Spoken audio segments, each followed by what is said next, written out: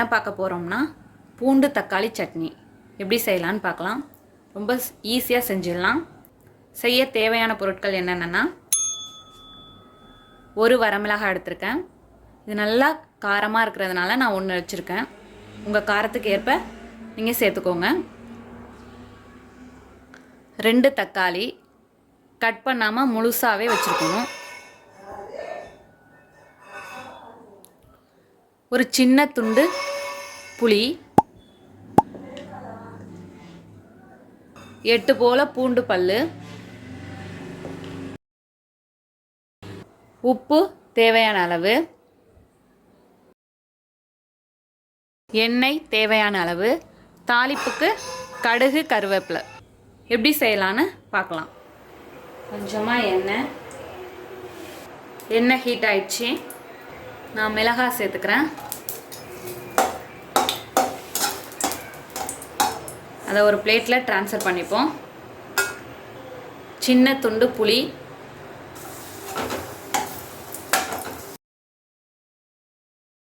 பிளேட்டில் எடுத்துப்போம்.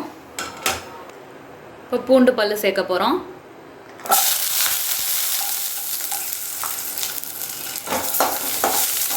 நல்லா வறுக்கணும்.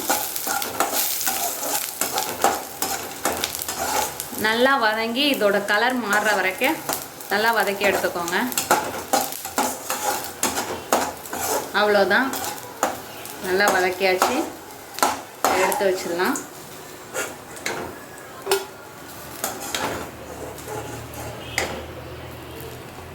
இப்போ 2 தக்காளி சேர்க்க போகிறேன்.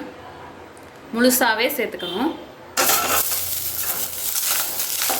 மீடியம் ஃப்ளேம்லேயே இருக்கட்டும். பரட்டி விடுங்க.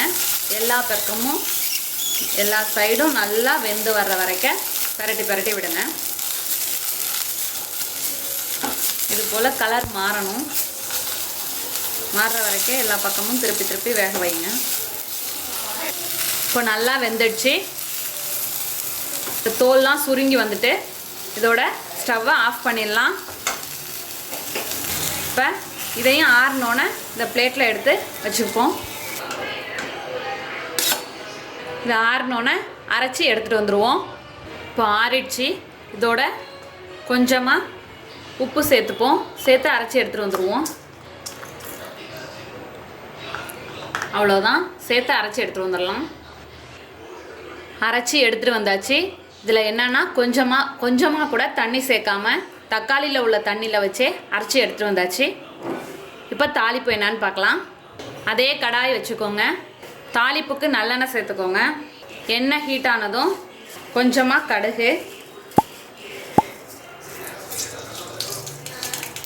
கடுகு பொரிஞ்சதும் கருவேப்பிலை. அவ்வளோதான், ஸ்டவ்வை ஆஃப் பண்ணிடலாம். இப்போ அரைச்சி வச்சுருக்க சட்னியில் நம்ம தாளித்து வச்சுருக்க கடுகை சேர்த்துக்கலாம். அவ்வளோதான், நம்மளோட அருமையான அற்புதமான பூண்டு தக்காளி சட்னி தயாராகிடுச்சு.